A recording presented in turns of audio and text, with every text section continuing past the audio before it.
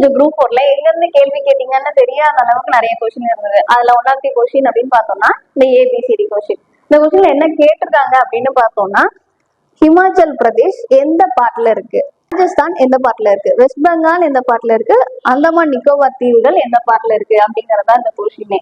Solve பண்ணிடலாமா? 1946ல இந்தியால பிரிட்டிஷ்காரங்க அவங்களோட நிர்வாக வசதிக்காக 11 மாகாணம், 565 பிரின்ஸ்லி ஸ்டேட், 4 சீஃப் கமிஷன் ப்ரொவிஷன்ஸா பிரிச்சு வச்சிருந்தாங்க.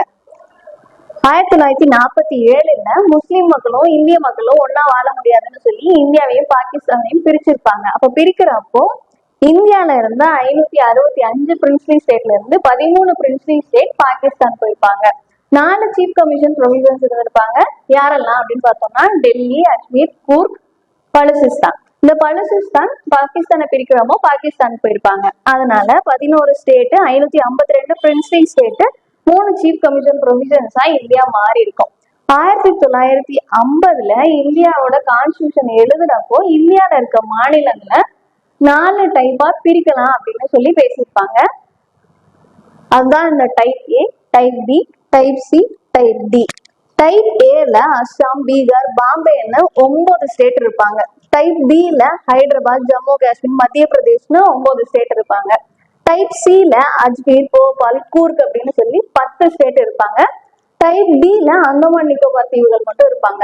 இந்த அந்தமான் நிக்கோபார் தீவு மட்டும் கண்டுபிடிச்சிருந்தீங்கனாலே இந்த கொஸ்டினுக்கு ஆன்சர் பண்ணிருக்கலாம்.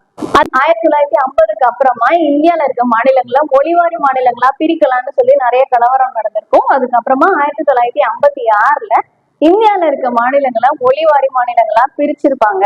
Type A, type B, type C, type D state எல்லாமே நம்ம இந்தியன் கான்ஸ்டியூஷன்ல பார்ட் 7ல ஆர்டிகல் 128ல தான் இருந்திருக்கும். 1956ல 7வது சட்ட திருத்தம் படி இந்த பார்ட் 7 டெலீட் பண்ணிட்டு இனிமே இந்தியால 2 டைப் தான், அது ஸ்டேட், யூனியன் டெரிட்டரி மட்டும்தான் அப்படின்னு கன்க்ளூட் பண்ணிருப்பாங்க. இப்போ கரண்டா இந்தியால எத்தனை ஸ்டேட் இருக்கு, எத்தனை யூனியன் டெரிட்டரி இருக்குன்னு கமெண்ட் பண்ணுங்க.